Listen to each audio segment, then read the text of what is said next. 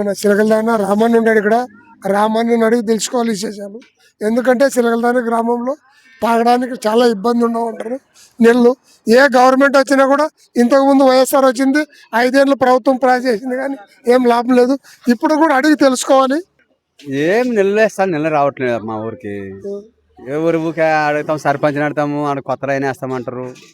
కొత్త లైన్ తగిలిచ్చినారు, వస్తుండవన్నా ఆడ పోతుండవి నీళ్ళు, ఇల్లుకి చేత ఒక అని అంటున్నాడు. మరి ఇప్పుడు నెలకోసారి 15 రోజులకు ఒకటి నీళ్ళు వదులుతాడు. మరి మాకు చాలా ఇబ్బంది ఉండదు. నీళ్ళు ఎట్లా చేసి కాసి మాకు నీళ్ళు సౌకర్యం ఉండాలి. మీరు ఎమ్మెల్యేకి పోవచ్చు కదా, ఎమ్మెల్యేని అడగాల. పోతే కూడా ఇప్పుడు ప్రభుత్వం లేదంటారు. ప్రభుత్వం లేదా? మరి ఇంతకు ముందు 5 ఏళ్ళు ఉంటే ఏం చేశారు? అప్పుడున్నా కూడా అంతే ఉంటది. ఎన్ని సంవత్సరాలు ఉంటే నీళ్ళు కొడుతుంది? ఇప్పుడు 15 సంవత్సరాలు ఉంటే అట్లా ఉండదు. 15 సంవత్సరాలు ఉంటే ఏ నాయకుడు వచ్చినా కూడా పని చేసేది లేదు. కానీ వచ్చిన నాయకుడు దోసుకోవడానికే వస్తాడు. చూడండి, చిలకలదాన అయితేనేమి, ఆళ్ళారి అయితేనే, ప్రతి ఒక్కటి మన శ్రమ. ఎప్పటికైనా ఇంత ఎండ కొడుతుంది, నీళ్ళు తేవాలంటే చాలా కష్టం.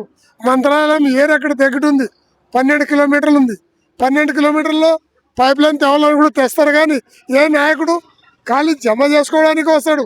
నిధులు అన్ని పాస్ చేస్తారు, కానీ చేసినా కూడా బిల్లు చేసుకుంటూ వెళ్ళిపోతారు. అంతే చేసుకుంటారు వెళ్ళిపోతారు. నెలలో అంటే కూడా వస్తావని చెప్తారు. చిలకలదాన గ్రామం గురించి కూడా మీరు తెలుసుకోవాలి. ప్రతి ఒక్క దృష్టికి వీడియో చూసిన వారు లైక్ చేయండి, షేర్ చేయండి, సబ్స్క్రైబ్ చేయండి.